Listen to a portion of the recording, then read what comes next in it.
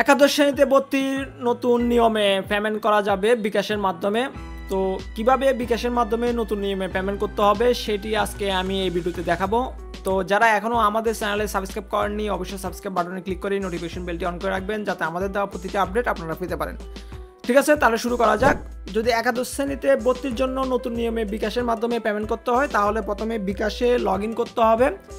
Log in করার পর আপনাদেরকে এখানে এডুকেশন ফি নামে একটা অপশন পাবেন, দেখতে পাচ্ছেন এখানে এডুকেশন ফিতে ক্লিক করবেন। ক্লিক করার পর আপনাদেরকে এখানে নিয়ে আসবে, যেখানে দেখতে পাচ্ছেন এখানে প্রতিষ্ঠানের নাম বা ধরন এখানে লিখতে বলতেছে। তো আপনি জাস্ট এখানে টাইপ করবেন XI ক্লাস অ্যাডমিশন, অথবা এখানে কলেজ যে ট্যাবটা আছে বা বাটনটা আছে সেখানে এই আইকনটাতে ক্লিক করবেন। ক্লিক করার পর দেখতে পারবেন এখানে XI ক্লাস অ্যাডমিশন এই অপশনটা চলে আসে। আসার পর এখানে ক্লিক করবেন।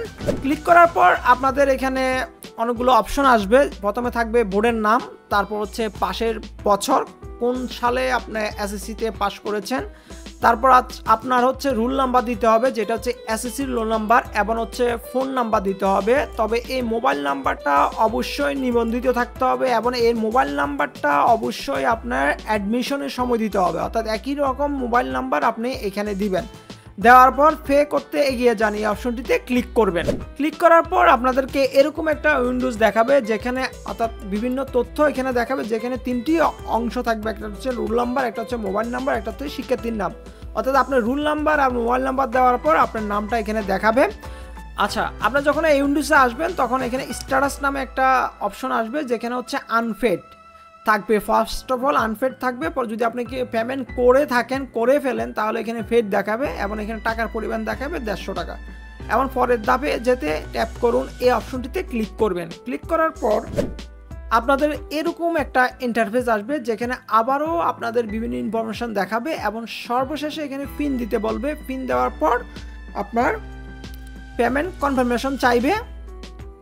পিন দেওয়ার পর পেমেন্ট কনফার্মেশন চাইবে, এখানে এই অংশটিতে ট্যাপ করে ধরে রাখবেন। তো এখানে রুল নাম্বার দেখতে পাবেন এবং হচ্ছে এখানে ব্যালেন্সগুলো দেখতে পাবেন, এবং এখানে ট্যাপ করে ধরে রাখলে পরের অপশনে চলে যাবেন এবং পেমেন্ট কমপ্লিট হয়ে যাবে। এরকম একটা অপশন আসবে, দেখতে পাচ্ছেন আপনার এডুকেশন ফি সফল হয়েছে, এরকম একটা অপশন আসবে। এবং এইখানে একটা গুরুত্বপূর্ণ জিনিস থাকবে যেটা হচ্ছে ট্রানজ্যাকশন আইডি। এই ট্রানজ্যাকশন আইডিটা খুবই গুরুত্বপূর্ণ জিনিস। আপনি যদি পেমেন্ট করে থাকেন, পেমেন্ট করার পর পেমেন্ট সম্পর্কিত বিভিন্ন তথ্য যদি আপনি বোর্ড থেকে হেল্পলাইনে কল করে জানতে চান, তো এরপর আপনি চাইলে আপনার এই যে পেমেন্ট করেছেন সেটার রিসিপ্টও আপনি ডাউনলোড করতে পারবেন। তো আজ এ পর্যন্ত, ভালো থাকবেন, সুস্থ থাকবেন, অনলাইন জিজ্ঞাসার সাথে থাকবেন। আজ যদি চ্যানেলটি সাবস্ক্রাইব করা না থাকে তাহলে সাবস্ক্রাইব করে নেবেন।